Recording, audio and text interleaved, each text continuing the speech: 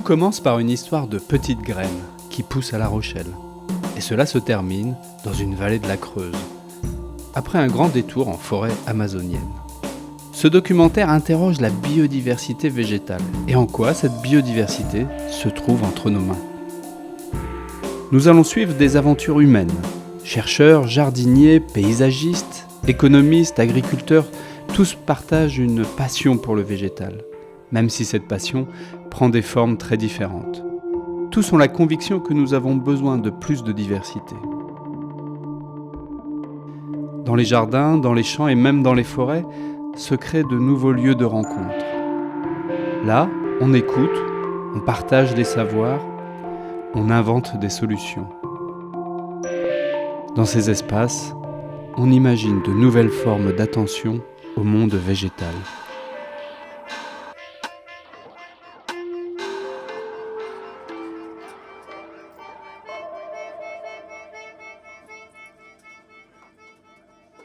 Alors là, on va à l'école de l'Alleu. C'est la première école dans laquelle on a installé un vrai jardin. Ah, vous installez des jardins dans les écoles ? Ouais. En fait, au tout début, on a fait une opération de conservation variétale. On a semé 200 variétés de tomates avec les enfants d'une classe. Et puis la prof en a parlé à la classe voisine. Visiblement, elles en ont parlé aussi entre écoles, donc il y a d'autres écoles qui nous ont appelés. Allez, on y va. Ouais, c'est l'ancienne. On a mis une graine, elle a poussé, elle a fait une betterave et elle a passé l'hiver dehors. Et là, au printemps, hop, elle a dit bah écoute, si vous voulez pas me manger, moi je vais aller faire mes graines. Et hop, elle a fait ses tiges, et elle est en train de faire ses fleurs, et elle est en train de faire ses graines. Ça, c'est ses graines, là. Ouais, elle est en train de faire des graines. Et elle va faire plein de graines. T'as vu, tout ça, ça sera des graines. Graines. En fait, elles sont pas prêtes encore. Les graines, elles sont pas prêtes. Elles doivent être sèches quand on veut les planter. Alors, tu peux les prendre, mais surtout, tu peux sentir. Je trouve que l'odeur de la betterave, la fleur de betterave, ça sent très bon. Ça se mange pas, mais... Alors, ça sent quoi l'artichaut ? Non, celle-là, on va la... Bah, ça sent rien du tout. Voilà, tu tires doucement. Parfait, moi je t'enlève l'étiquette. Parfait, voilà, tu peux poser le pot. Cette opération vers les enfants, une véritable opération de conservation variétale, faite par des enfants de 3 ans à 15 ans, mettons. Moi, je trouve ça chouette parce qu'on a confié nos 200 variétés de tomates à des enfants dans une classe, à des maternelles. Un peu peur des fois voilà, que les sachets s'égaillent. Mais voilà, les enfants étaient très précautionneux, prenaient la petite graine, ont bien compris que c'était des semences de variétés qui avaient une certaine importance, qu'on leur prêtait cette importance-là et donc ils voulaient jouer le jeu. Donc les enfants semaient leurs variétés, chacun une variété. On a semé 200 variétés, 360 enfants qui ont participé. On a été jusqu'à 1500 pieds de tomates qui ont été hébergés dans les serres de La Rochelle. Et puis après, on a redistribué chacun des pieds de tomates à des enfants ou dans les événements auxquels on participait dans la région, avec la volonté de récupérer les graines de ces tomates-là. Donc les enfants ont joué le jeu, les parents aussi, et on a reçu à peu près 200 sachets de graines. Et surtout, ça a essaimé, c'est-à-dire que Drôle de Graines, il y a eu d'autres écoles, d'autres villes en France qui ont voulu poursuivre le partage de ces graines et la suite de ces graines-là. Donc voilà, donc on a envoyé les graines à une trentaine d'associations et d'écoles qui ont voulu poursuivre le projet.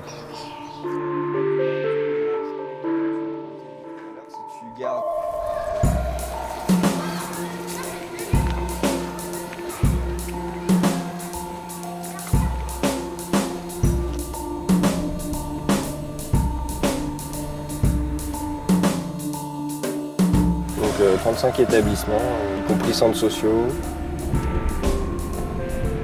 Ouais, moi j'aime beaucoup travailler ici à Pierre Mendès France avec des enfants qui vivent dans des bars à HLM comme ça où ils n'ont probablement pas vu beaucoup de jardins dans leur vie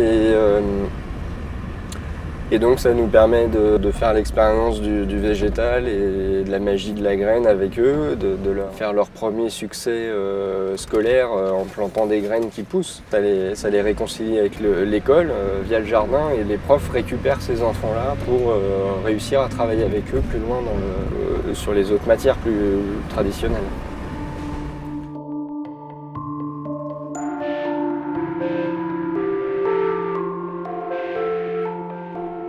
Au centre INRA de Gif-sur-Yvette, Isabelle Godringer et son équipe ont mis en place un dispositif de sciences participatives. Leur objectif est de faire revivre, avec l'aide des paysans, des variétés de blé oubliées, des blés anciens ou que l'on ne trouvait que dans certaines régions. Ensemble, ils partagent la conviction que c'est grâce à cette biodiversité retrouvée que nos cultures vont pouvoir s'adapter au changement climatique.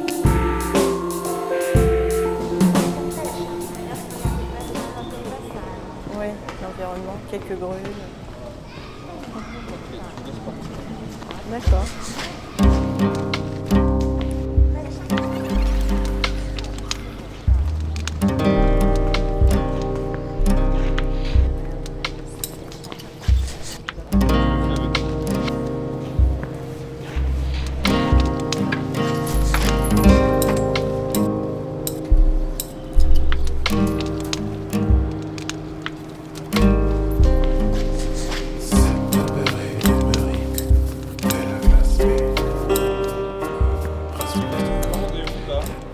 Alors, on est dans le tunnel où on se met à l'abri pour pouvoir faire des croisements entre des plantes qui nous ont été envoyées par les agriculteurs du projet de sélection participative.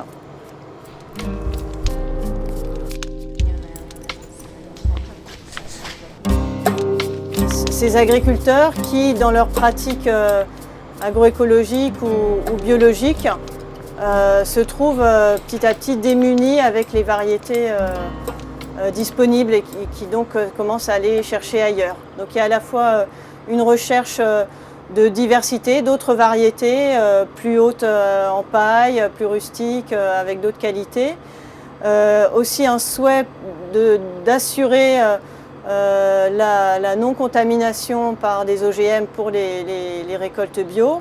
Et puis aussi une recherche d'autonomie sur la ferme dans la démarche d'agriculture paysanne, être le plus possible autonome et en particulier vis-à-vis des semences. Et pour montrer un beau champ de blé quand même. Olivier Ranck est un des premiers agriculteurs à s'être rallié à cette démarche. Sur sa ferme biologique située dans le Vexin, il est à la recherche d'une variété de blé mieux adaptée à la nature de son sol.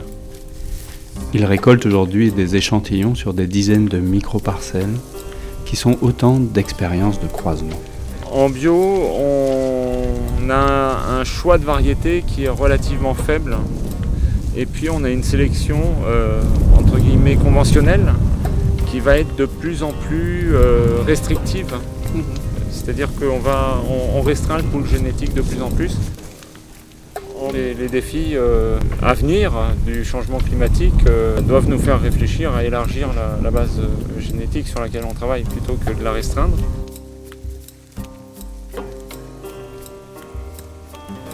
Dans la recherche participative, c'est vraiment important que tous les acteurs soient capables de discuter ensemble et de prendre ensemble les décisions. Donc il faut que tout le monde puisse s'exprimer. Et donc nous, on est généticiens ou agronomes, on n'est pas vraiment formés à ça à la base. Et donc on a tâtonné un petit peu pour pouvoir organiser les arènes de discussion pour pouvoir prendre ces décisions collectives sur les caractères qui vont être observés, la manière dont ça va être fait, le dispositif expérimental. Et ça s'est vraiment construit chemin faisant au cours du temps. Et c'est une manière de faire de la recherche qui est complètement différente de celle qu'on va pouvoir faire en laboratoire ou même en station expérimentale, où le chercheur pilote tout et puis essaye de contrôler tout, sauf la météo peut-être, mais sinon va bien tout contrôler. Là, il y a une co-construction à chaque étape de toutes les décisions qui sont prises.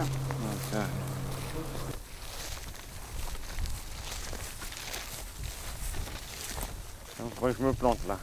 Je sais pas, c'est la première fois que je le cultive comme ça en mélange. C'est un mélange que j'ai créé à partir de sélection biodynamique allemande et suisse. Voilà. Donc c'est pas un blé ancien du tout. C'est des sélections relativement modernes qui datent des années 2000. Là-dedans, il y a une variété qui a été totalement abandonnée parce qu'elle était soi-disant pas assez productive. Et puis les autres sont des variétés qui ont été sélectionnées dans le sud de l'Allemagne. Voilà. Mais c'est un mélange que je trouve assez joli. Ça, vous pensez justement le replanter, ça, c'est ce qui va devenir petit à petit la base de ma farine, je pense.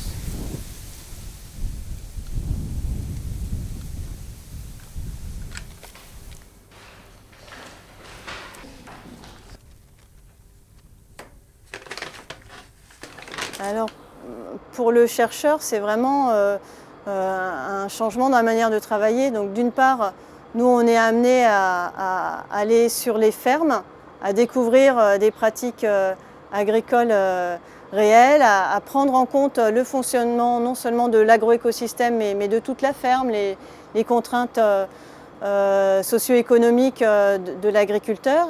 Et donc du coup, notre point de vue doit forcément s'élargir. On est obligé de prendre du recul par rapport à notre discipline. Et moi, très rapidement, j'ai constaté que j'étais obligée de m'inscrire dans une pratique de recherche interdisciplinaire et d'interagir avec des collègues agronomes, écologues, en sciences sociales.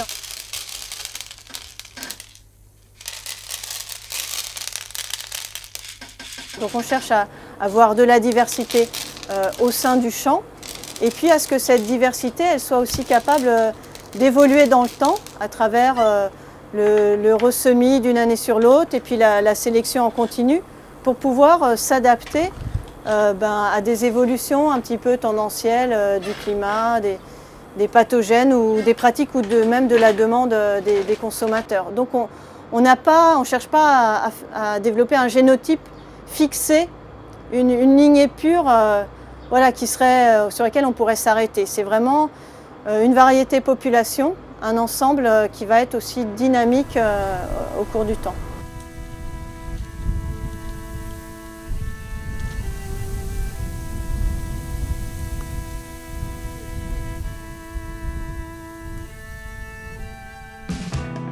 Voici le Quachi, ou encore Cassia amara pour les botanistes. En Guyane française, mais aussi dans une large partie de l'Amérique latine, les populations autochtones en tirent une potion amère que l'on boit en cas de fièvre. Des chercheurs de l'Institut de recherche pour le développement, l'IRD, parviennent à isoler le principe actif de ce remède traditionnel. Ils découvrent la SKE, molécule prometteuse pour soigner le paludisme. Ils déposent un brevet afin de protéger cette découverte, mais sans y associer les populations locales. Pourtant, depuis le sommet de la Terre à Rio, puis avec le protocole de Nagoya, le principe d'un partage des avantages entre les chercheurs et les populations locales s'impose peu à peu à l'ensemble de la communauté scientifique. C'est donc la question du partage des richesses de cette biodiversité des espaces naturels qui est ici posée, mais aussi peut-être plus profondément celle du partage et de l'échange des savoirs.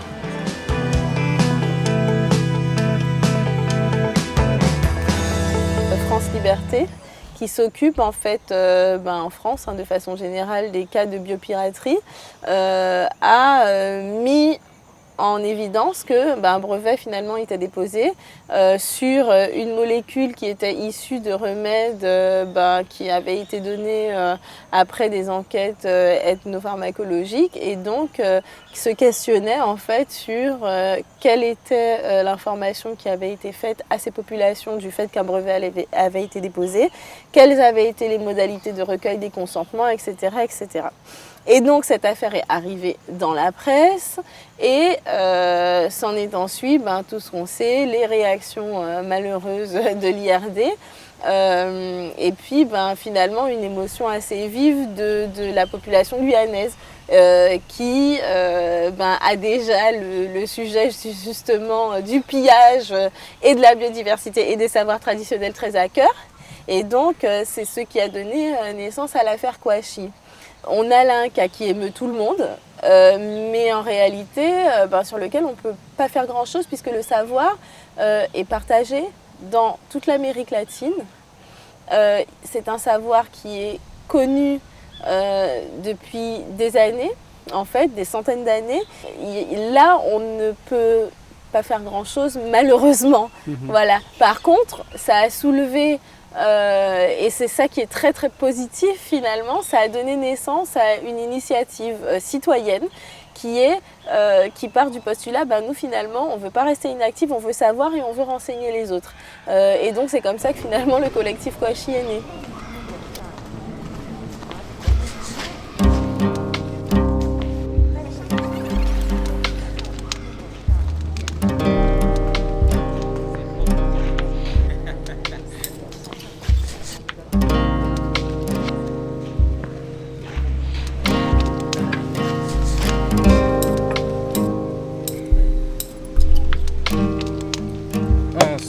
Ensemble. Pour l'environnement, Libérer la biodiversité. libérer les populations en les informant. Cette affaire-là, sur l'affaire justement du brevetage des vivants. Alors que nous vivons ici en Guyane, cela se passe chez nous et doit nous intéresser au premier chef. Donc il était temps pour nous de nous pencher sérieusement sur la question parce que nous sommes certains que le grand public n'est pas suffisamment informé et c'est ce que nous voulons faire. Pour pouvoir lutter, il faut déjà être informé de ce que c'est, de ce qui se passe et comment les choses se passent pour savoir ensuite comment agir. Nous savons bien que les nations amérindiennes ou bushinégé vivent tranquillement dans leur village, ne sont pas particulièrement au fait de toutes les questions, mais moi-même, juridique, politique, sous-tendent cette histoire de brevetage du vivant, et pour lequel personnellement et le collectif Kouachi, nous sommes contre. Si aujourd'hui il y a un brevet sur le Kouachi, il faudrait qu'on recherche la paternité du Kouachi. Donc il faudrait qu'on fasse un travail avec la population indienne, la population africaine, la population sud-américaine sur combien on va vous redonner par rapport à l'exploitation financière qui en aura été faite. Si on doit passer à une phase d'exploitation, c'est passer à une phase éventuellement de fabrication de remèdes, de potions ici en local pour créer également de l'emploi sur place et que cette connaissance profite à la Guyane.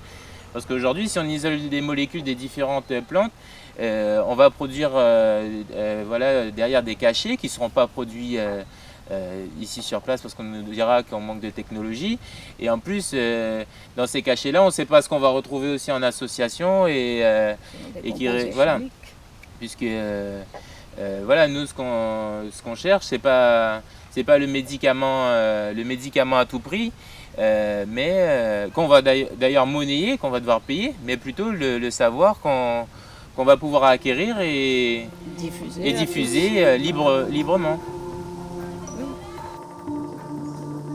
On doit permettre aux populations de développer ces remèdes, ces savoirs localement et on n'a pas besoin de passer par la sphère financière pour ça. Partout dans le monde, dès qu'on ouvre un document, il y a d'autres personnes qui sont déjà plus en avant que nous sur cette question et que nous allons rejoindre parce que moi, je pense que le collectif va les contacter pour pouvoir faire quand même assez bloc parce que c'est une question d'importance vitale, je ne dirais pas pour chacun des pays, mais pour tous les pays et pour le monde, pour l'humanité tout entière. Il faut que nous ayons un autre type de comportement et à nous de le trouver.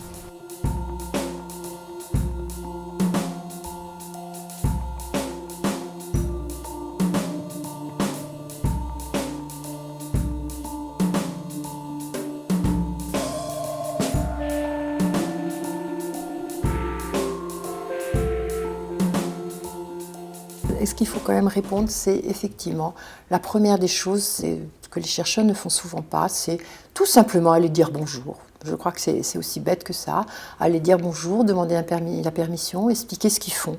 Expliquer ce qu'ils espèrent trouver, et éventuellement, s'ils trouvent quelque chose, partager avec ces populations. Et évidemment, il vaut mieux définir le plus en amont possible.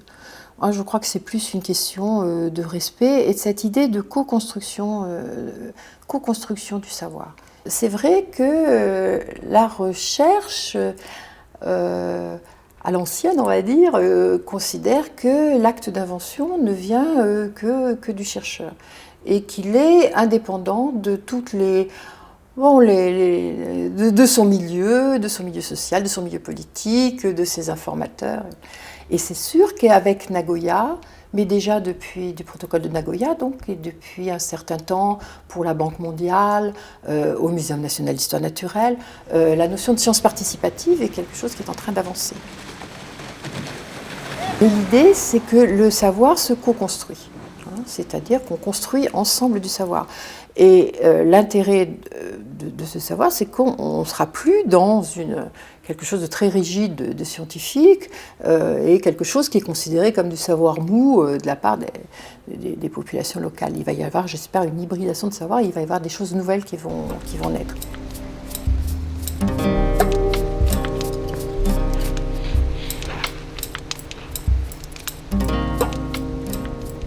Ce domaine ne concerne pas seulement la biologie, ça concerne aussi par exemple la climatologie. Ça a été très intéressant de voir qu'à la COP21, les climatologues ont dû reconnaître que leur discours ne permettait pas à la société civile de soutenir la lutte contre le réchauffement climatique. Si vraiment il faut garder 90% des ressources fossiles en Terre, il faut vraiment imaginer une société complètement différente.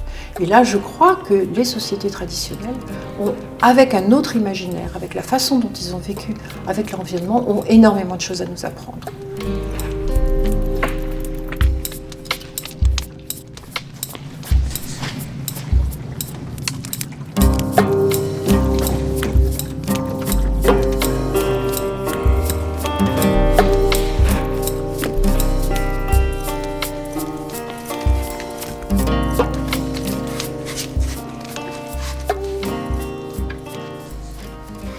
Première carte de la commune de Camopi dans les langues Wayampi et Teko. Et alors, on voit qu'avant 1800, il y avait énormément de couleurs, donc énormément de groupes ethniques différents. Tout à fait. Alors, c'est vraiment, de toute façon, c'est un exemple parmi d'autres dans toutes les Amériques, de cette diversité de peuples et de langues qui existaient et qui ont été complètement laminées par la colonisation et les maladies disséminées par les colons, pour certaines complètement décimées, hein, comme les Namikwan, comme les Aramakoto. Ça fait 2 semaines que je suis à Camopi, on est allé dans les écoles primaires de Trois-Sceaux, donc sur le Haut-Oyapok, les villages Roger, Zidok, Yawapa, et au collège à Camopi, et dans les primaires de Camopi, pour aller à la rencontre des enfants. Et on leur disait, voilà, ça c'est votre patrimoine, on peut faire des cartes dans vos langues. Il n'y a pas que des cartes en français, des cartes d'histoire géo ou des cartes de l'histoire de l'Europe. Il y a l'histoire de vos peuples, de vos grands-parents. Et puis de toute façon, les dépositaires de ce savoir, allez voir votre papy, votre mamie, votre tonton, votre papa, votre maman. Ils pourront vous raconter beaucoup d'histoires. Et c'est sûr qu'on n'aurait pas pu faire ces cartes de toute façon sans la contribution active des anciens et des jeunes, puisque c'était aussi des jeunes qui étaient avec nous sur les canaux, qui nous emmenaient. Alors René, qu'est-ce que... Les relations avec les scientifiques, elles ne sont pas toujours aussi idylliques, elles ne sont pas toujours aussi bonnes. C'est vrai qu'au départ, c'était une démarche, je dirais qu'il y a dans les deux sens. Il y avait déjà la méfiance des populations autochtones par rapport aux scientifiques. Et je pense idem pour de l'autre côté. Et puis petit à petit, la confiance s'est installée et c'est comme ça que nous avons pu collaborer sur l'élaboration des différents travaux qui ont été faits jusqu'à maintenant. Pourquoi il y avait une méfiance de la part des Amérindiens vis-à-vis des scientifiques? C'est pas spécifique aux scientifiques, la méfiance a toujours existé puisque si vous avez vu des groupes ethniques qui ont disparu, bien, il y a toujours ça qui est resté dans le... Il y a beaucoup de noms qui rappellent l'histoire, les temps mythiques, donc qui permettent de se remémorer des histoires du patrimoine Teco ou des anciens temps Wayampi et Teco. Et puis aussi, tous ces noms, c'est des événements, mais aussi des lieux où on peut trouver certaines ressources. Comme là, sur cette carte de Tuasu, eh ben, Walapulule, c'est la crique du cacao. Le Tamanoateux, c'est l'endroit où il y a les tamanoirs, mais aussi il y a un arbre qui s'appelle comme ça, les tamanoirs. Pailareux, c'est la crique du bois paila, c'est le bois avec lequel on fait l'arc. La mourette, voilà. Kurumulile, c'est la crique du bambou. Pakuetan, c'est en quelque sorte la maison du poisson Pakou. Donc on est de toute façon dans un univers avec une biodiversité quand même incroyable, que ce soit végétale ou animale, avec des sociétés qui connaissent des centaines de noms de plantes. Par exemple, les Wayampi connaissent et nomment 1200 plantes. Mais souvent à l'époque, les villages étaient installés là où il y avait une richesse de faune et de flore et aussi d'animaux. C'est comme ça que les villages ont été installés. Voilà. Donc il y a cette intrication et cet enrichissement et cette relation des pratiques amérindiennes sur le temps long dans la forêt amazonienne qui est plus vierge depuis longtemps. Alors c'est ça, il n'y a plus de forêt vierge, il n'y a plus un endroit de la forêt qui soit complètement... D'après les cartes, si on le regarde bien, si on les considère vierges, c'est peut-être par nous-mêmes, mais les ancêtres sont passés avant nous.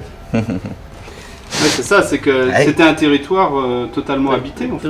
Dans toutes les petites branches des criques, on retrouve des polyhistoires et tout ça, c'est que ça a vraiment été habité. Et tous les collègues archéologues disent que de toute façon, il y a toute la Guyane à visiter parce qu'il y a des signes de l'anthropisation, des signes d'habitat anciens, plus ou moins anciens amérindiens, partout. Ah oui, donc c'est vraiment une co-construction de la forêt entre les hommes. Oui, c'est vraiment l'harmonie des populations qui y habitent.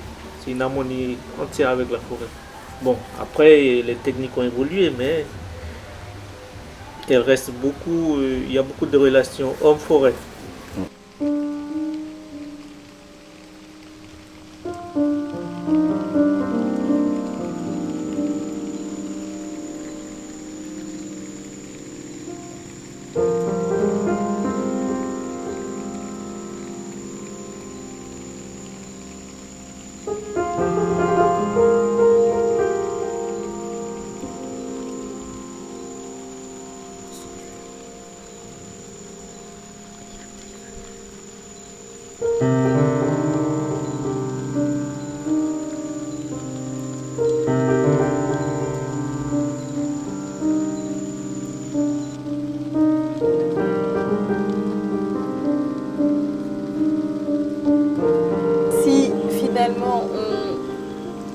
Un contrat, qu'on formalise en fait l'échange, ça force les deux mondes à se rencontrer.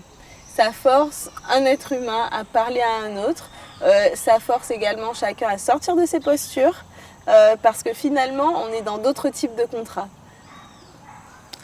Et aussi ça met un rapport d'égalité peut-être. Pas peut-être, en fait ça installe un réel rapport d'égalité. Où finalement, on va dire que nous, en tant que médiateurs au parc, on se force en fait de s'assurer que les personnes qui doivent donner leur consentement ont réellement compris ce sur quoi elles vont donner leur consentement. Parce qu'un consentement ne peut être que libre et éclairé, sinon c'est pas un consentement, c'est chercher la justification à une autorisation. Et ça oblige également finalement la recherche scientifique à sortir de ses prérogatives et de ses précarés habituels. Et moi je pense que ça enrichit de monter un programme de recherche avec ce genre de démarche en amont, parce que finalement les populations amènent des choses et parfois des changements de protocole qui sont super étonnants. Donc voilà.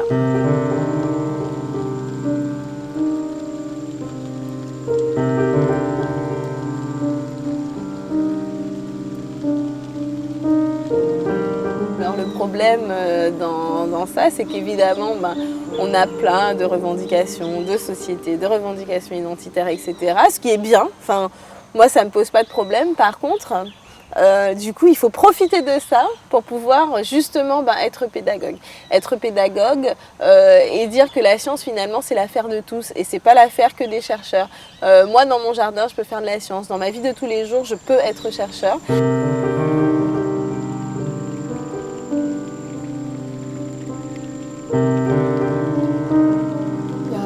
y a un grand mouvement pour revenir à des choses dites naturelles.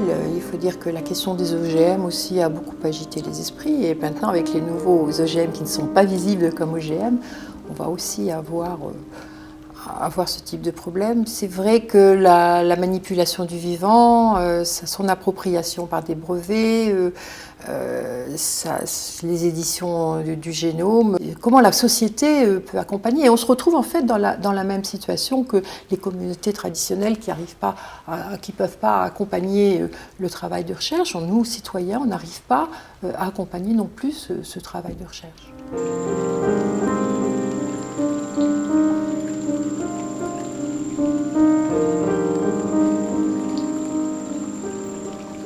Alors l'intérêt pour trouver ce médicament miracle, ça fait très très longtemps que l'industrie s'est détournée des substances naturelles pour mettre au point des médicaments. Donc c'est la chimie qui va fournir les molécules à tester et puis il y a toutes ces possibilités maintenant de design génétique, c'est-à-dire je ne suis pas très bonne en chimie, mais les plus fameuses, là, c'est les CRISPR-Cas9 qui sont en train de se développer. Alors là, la possibilité de brevet est infinie. CRISPR-Cas9, un ciseau génétique au doigt de zinc, qui divise aussi la communauté scientifique. La question qu'il pose est, l'homme a-t-il le droit de créer, selon ses besoins, une nouvelle biodiversité ? Certains invoquent le principe de précaution, alors que d'autres parlent d'une découverte majeure pour la compréhension du vivant, et spéculent déjà sur l'année où ces inventeurs décrocheront le prix Nobel de médecine. Mais pour le moment, cette recherche reste confinée dans les laboratoires. Le biologiste Jean-Denis Faure nous accompagne dans les serres du centre INRA de Versailles.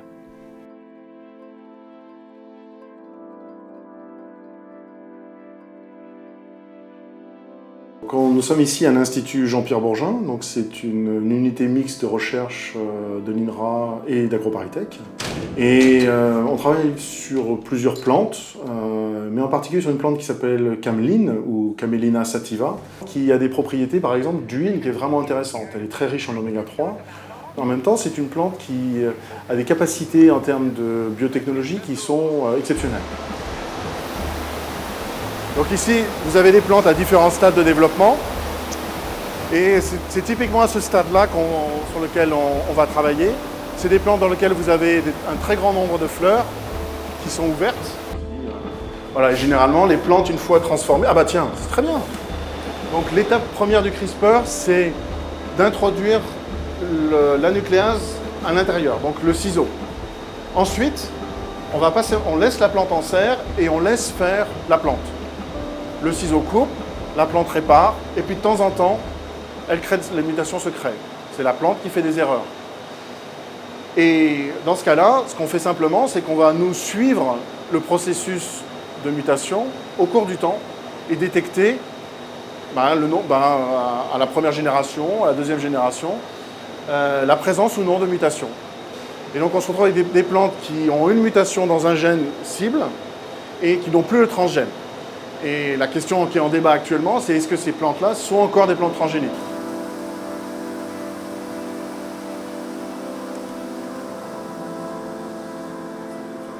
Ici, vous avez des plantes qui sont sèches et qui sont prêtes à récolter.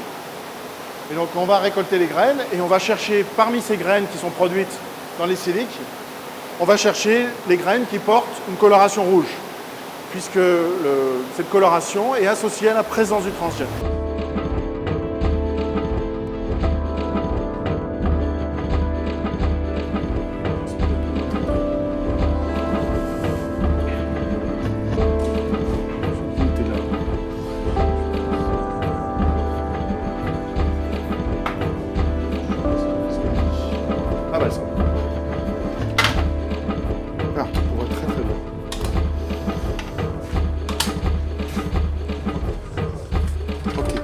Donc là, vous voyez très bien le résultat de la transformation.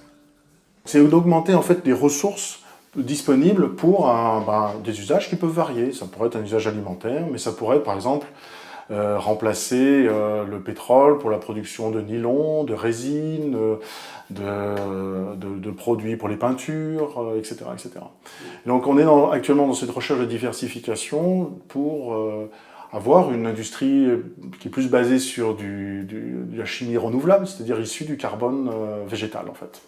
Mais il existe aussi maintenant une nouvelle technologie qui s'appelle CRISPR-Cas9, qui sont des technologies qu'on appelle d'édition de gènes. Et le principe, c'est de pouvoir modifier de façon très ciblée la séquence du gène de cameline, ou des gènes de cameline, qui nous intéressent. Si je ne vous dis pas qu'elle a été obtenue par CRISPR-Cas9, vous ne le saurez pas. D'accord. Parce qu'elle est exactement identique à une mutation naturelle qui aurait pu avoir lieu de façon spontanée dans la nature. Ce que je veux dire simplement, c'est que le résultat, c'est une modification du patrimoine génétique d'une plante, comme vous auriez dans toutes les variétés qui sont inscrites au catalogue. Ça ne change rien par toutes les variétés, ce sont des mutants, on est bien d'accord. Toutes les variétés de tomates que nous mangeons sont des mutants. Tout le chou romanesco, le chou-fleur, le brocoli, ce sont tous des mutants de choux.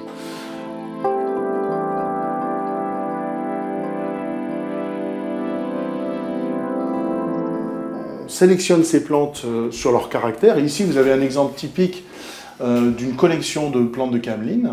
La barre rouge, chaque barre est une plante. La barre rouge, c'est la plante cameline sauvage qui possède, ici ce que vous avez de ce côté-là, c'est la teneur en acide oléique. Donc vous voyez, elle a teneur à peu près, la cameline sauvage, à peu près 14%.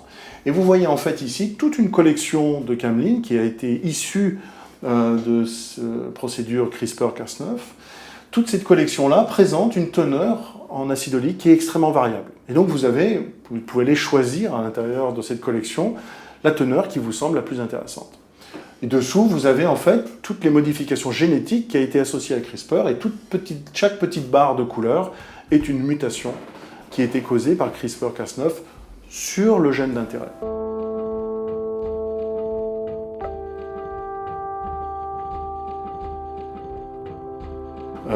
J'ai un collègue qui avait fait une petite estimation, il m'avait dit, si je prends la tomate comme exemple, en connaissant les mutations spontanées qui apparaissent dans un génome de tomate et les surfaces cultivées, il faudrait à peu près 150 000 ans pour avoir une mutation dans le gène désiré de la tomate. Si vous pouvez faire ça en 2 ans, il n'y a pas photo. Moi j'aurais tendance à dire, le plus important maintenant, vu le temps qu'il est nécessaire pour mettre en place des lignées, créer des lignées, pour s'adapter à des changements environnementaux, et ça je pense que les collègues écologues nous alarment depuis longtemps là-dessus, sur les changements climatiques et les impacts que ça a sur les communautés, les écosystèmes. Si on doit s'adapter en créant des nouvelles variétés pour ces nouvelles conditions, ça prendra beaucoup de temps. Et ce que je trouverais dommage, c'est qu'on bloque en fait actuellement cette technologie-là, qui nous permettrait d'évaluer en fait la pertinence de certains traits agronomiques qu'on a découverts dans les labos, mais qu'on n'a jamais pu valider dans des vraies conditions. Et ce serait de pouvoir la possibilité de faire des essais en champ pour simplement voir si, par exemple, si ça, c'est des plantes qui sont cultivables, tout bêtement. Ça, je ne sais pas. Je suis incapable en serre de pouvoir mimer des conditions de champ. Et là, on pourrait évaluer bénéfice-risque. Et je pense qu'une fois qu'on a ça, on dit ces plantes-là, elles sont bonnes, on les garde dans un tiroir ou pas, si il faut les sortir, on les sort, ou c'est un échec et à ce moment-là, on abandonne. Donc ce qui est dommage, c'est qu'on a énormément de travaux qui sont à un stade de savoir, qui sont un potentiel et qu'on ne peut pas encore valider.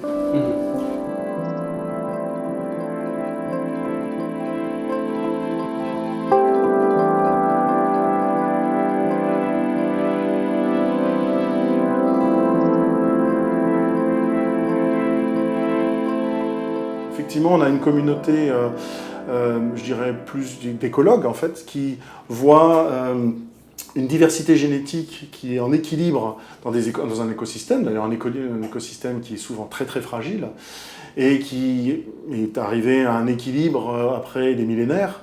Et cet équilibre-là est associé à une diversité génétique dans plein d'espèces qui sont en interaction les unes avec les autres.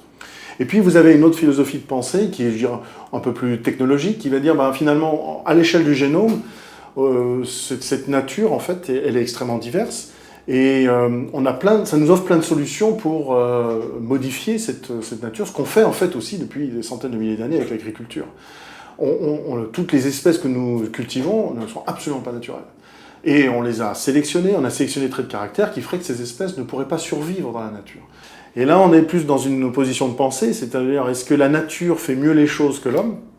Alors évidemment, c'est un grand débat, et je pense qu'il y a autant de réponses que de types de questions qui vont être posées sur les différents objets. Il y a des bonnes applications et il y a des mauvaises applications.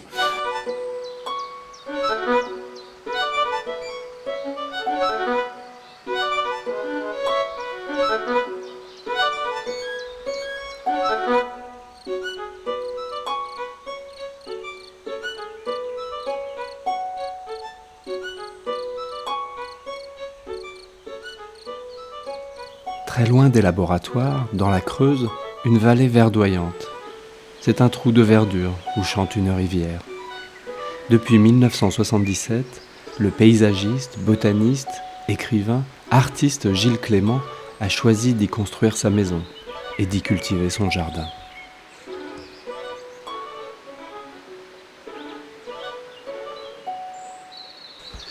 Alors, le thème, c'est la diversité. Oui. La biodiversité, oui. Végétale. Ou pas, ou que végétale. Ouais, c'est bien, mais souvent elle est liée à d'autres petits... Voilà. À mon avis, on ne peut pas la dissocier d'une diversité globale. Pour moi déjà, je parlerai de diversité en général. Et donc, ce jardin, ici, vous l'avez dédié un peu à cette diversité, non ?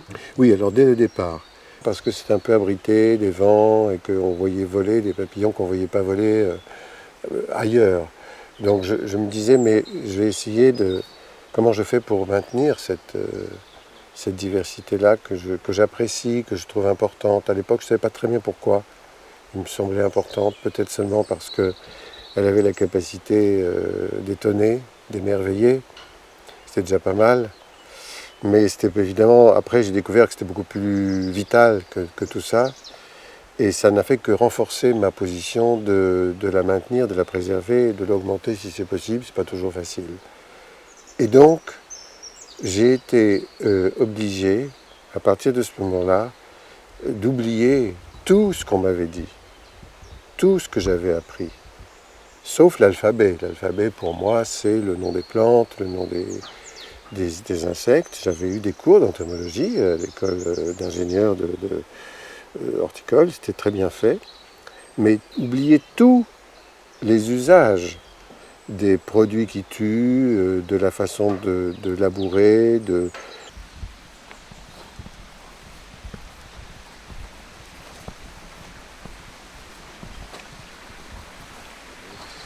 Je vais vous montrer la grande berge du Caucase qui est là. La voilà. Alors, voilà ma copine que tout le monde déteste parce qu'elle est envahissante. Déjà, ça c'est le premier argument. Et on ne dit pas envahissante, on dit invasive, ça fait plus chic. Elle est juste accommodée à des sols qui sont frais, profonds, et voilà, au bord de l'eau. Bon. Alors c'est vrai qu'elle peut prendre de la place, mais enfin, ça c'est la vie des espèces. Je ne vais pas la toucher trop parce qu'elle est photosensibilisante. Bon, maintenant elle est aussi une plante qui attire beaucoup d'insectes. Ça c'est la cétoine qu'on voit dessus. Voilà. Alors, c'est la cétoine dorée. Hein. Il y a plusieurs cétoines ici, il y en a deux, mais celle-ci est la plus banale. Elle est bisannuelle. Quand elle est arrivée la première fois, c'est moi qui avais semé des graines, mais j'avais oublié où est-ce qu'elle était. Elle est arrivée dans un passage étroit, comme celui-ci. Et je me suis dit, qu'est-ce que je fais? Est-ce que je l'enlève parce qu'elle est dans un passage, et sous prétexte qu'elle n'est pas là où je l'avais imaginé au départ, elle deviendrait une mauvaise herbe, elle a changé de statut? Mais pas du tout. C'est une herbe, je la veux, celle-là. Donc je vais changer mon passage à moi. et j'ai tondu ailleurs. J'ai fait un passage à côté. Et le jardinier s'est déplacé pour respecter le vagabondage propre de la plante qui est la grande berce. Autrement dit, c'est du vagabondage que j'ai suivi. Et le jardin mouvement, le terme de jardin mouvement vient du déplacement physique des espèces sur le terrain. Je ne l'aurais pas appelé comme ça sinon.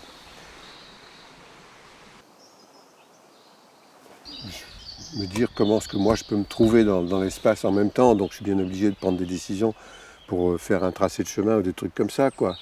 Mais sinon, non, c'est plutôt, ce jardin est un laboratoire. C'est un terrain d'expérience, de jardinier, pas forcément de scientifique. Mais je travaille aussi parfois avec des scientifiques.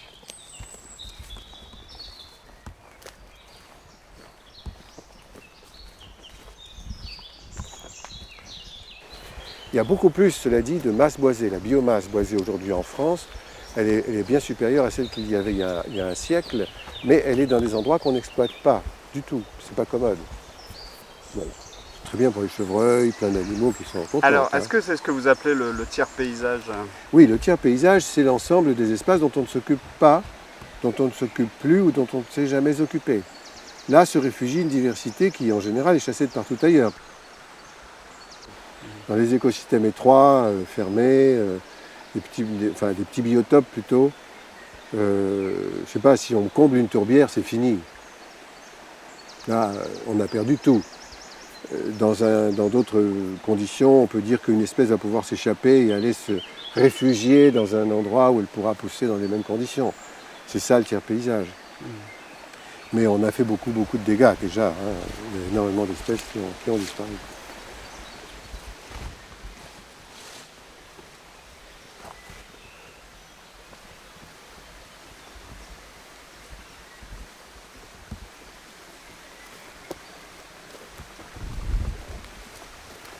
Là, ça vous donne un peu l'idée du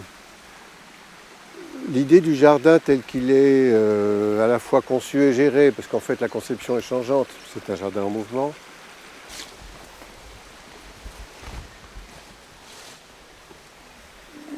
Je ne sais pas comment dire, mais ce rapport, vous choisissez le thème de la diversité, mais c'est le mien, de la différence, de la possibilité de l'étonnement, du rapport qu'il peut y avoir entre chacune de ces espèces, même si elles ne se connaissent pas, elles finissent par s'apprivoiser. Donc moi, ce que je trouve d'extraordinaire dans un jardin, c'est cette espèce de chose qui est plutôt... La beauté vient de cette mobilité et de ces échanges, pas uniquement du décor. Même s'il y a un effet important, qui est aussi apaisant, qui est aussi agréable. Et puis, quoi, c'est mon jardin, donc ça veut dire que je mets les mains dans la terre. Moi, je suis jardinier. Si je ne faisais pas ça, je ne serais pas dans la position d'équilibre que je recherche. Quand on a les mains dans la terre, on a l'esprit qui vogue, mais on fait aussi quelque chose et on a un retour. Il se passe quelque chose, on a mis une graine, ça va pousser, etc. C'est assez rare qu'on soit déçu par la nature. Donc moi, je vois mon jardin d'abord comme un lieu d'équilibre, mais aussi comme un lieu d'étonnement en permanence, parce que tous les matins, moi, quand je me lève, je vois un truc que je n'avais pas vu la veille. Ça, et tous les jardiniers diront ça. Ça vient des plantes qui bougent, ça vient des animaux, ça vient de tout, du temps qu'il fait.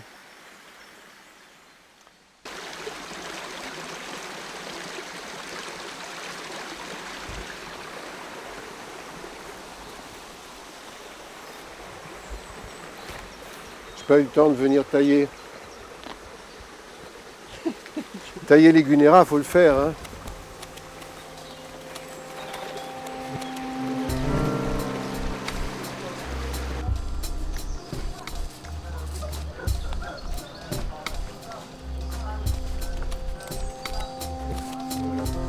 Quand j'étais petit, il y avait le catalogue Villemorin, c'était un bottin pour les horticulteurs. Avec les variétés de haricots, de tomates, de machin. Mais je vous dis pas, c'était dingue. On s'y perdait. Mais il y en avait quand même pour toutes les régions, toutes les vallées, tous les climats, tous les sols. Ça, c'était génial. C'était issu d'une sélection. C'était un artifice, mais intelligent, qui permettait de cultiver à Perpignan une carotte qui vit là, qui qui ne vivra pas à Lille ou à Brest, parce que ce n'est pas les mêmes sols, ce n'est pas les mêmes climats, et qu'il faudra une autre variété pour ça. Elles n'existent plus. Il n'y en a plus que 10, et encore j'exagère en disant 10 sur le marché, quoi. Les mentalités sont en train un peu de changer quand même, non? Ah oui, mais c'est que les mentalités qui changent pour l'instant, parce que sur les actions, quand le Sénat dit oui, ben non, les nicotinoïdes, non, il faut attendre. Les nicotinoïdes, mais c'est un crime.